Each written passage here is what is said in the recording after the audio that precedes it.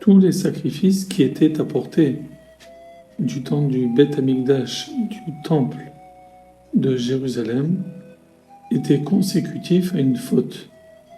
L'homme qui fautait, pour réparer sa faute, avait besoin d'apporter un sacrifice. Il y a un sacrifice qui fait exception à cette règle, c'est le sacrifice Toda, sacrifice qui venait uniquement en guise de remerciement à Dieu. Amar HaKadosh Baruch Hu, le texte nous dit, Dieu a dit, Amar HaKadosh Baruch Hu, Chaviva Alai, il m'est cher, ce korban, sous-entendu ce sacrifice Toda, de remerciement, il m'est cher, plus que Mikol à korbanot, que tous les sacrifices. Ve'af, et aussi David Amar, le roi David a dit, Zoveach, celui qui sacrifie, qui offre Toda, un sacrifice de remerciement, Yecha Bedaneni, Monor. C'est Dieu qui parle dans le psaume 50, verset 23. Ce mot Yecha Bedaneni présente une anomalie. Il a deux nouns, alors qu'il devrait en avoir qu'un. Cela veut dire que celui qui apporte un sacrifice Toda honore Dieu doublement. Yecha Bedeni, il m'honore, Shete Peamim, deux fois. Baolamazé, une fois dans ce monde-ci, ou Vaolamaba, et une fois dans le monde futur. Sur le même modèle, Amar Rabbi Yehuda disait, Kol mi shehu one Amen, tout celui qui répond Amen à une bénédiction ou à un kaddish, par exemple, dans la prière, Baolamazé, dans ce monde-ci, Zoché, mérite, la note Amen, de répondre Amen, Laolamaba, dans le monde futur.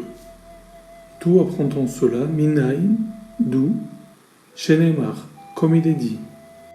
Baruch, Hachem, Elohé, Israël, béni soit l'Éternel, Elohé, Israël, Dieu d'Israël, mais à Olam, du monde, Ve'ad à Olam, et jusqu'au monde. Sous-entendu qu'il y a deux mondes. Du monde présent jusqu'au monde futur. Et le verset du psaume 41 termine par Amen, Ve Amen. Deux fois une répétition du mot Amen pour nous dire Amen Baolamazé, Amen dans ce monde-ci, Ve Amen Baolamaba et Amen dans le monde futur.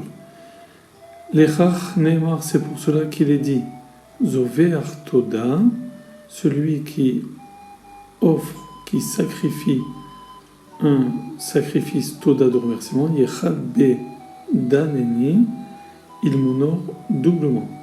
Amar Rabbi Akiva, sur le même modèle, Konmi Sheomer, tout celui qui dit Shira, un cantique Baolamazé dans ce monde-ci, Zoché, il mérite, Lomar Shira, de dire un cantique Laolamaba dans le monde futur, chez les Mar, comme il est dit, Az, alors, Yashir Moshe. Moshe chantera.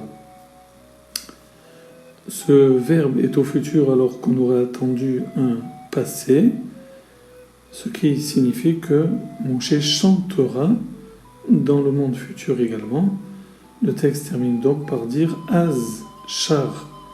Alors, il a chanté au passé, L'Onémar, il n'est pas dit au passé, Moïse a chanté, et là, Az Yashir, mais plutôt, alors il chantera, pour nous dire que Moshe a chanté deux fois, une fois dans ce monde-ci, et qu'il chantera une fois, une autre fois, une deuxième fois dans le monde futur. Ces explications semblent nous dire que la personne qui œuvre dans ce monde-ci, qui pratique de bonnes actions, eh bien, ces actions-là ont un écho, ont une répercussion également dans le monde futur. Rien n'est perdu. Tout ce que l'homme fait ici-bas se retrouve un jour dans le monde futur.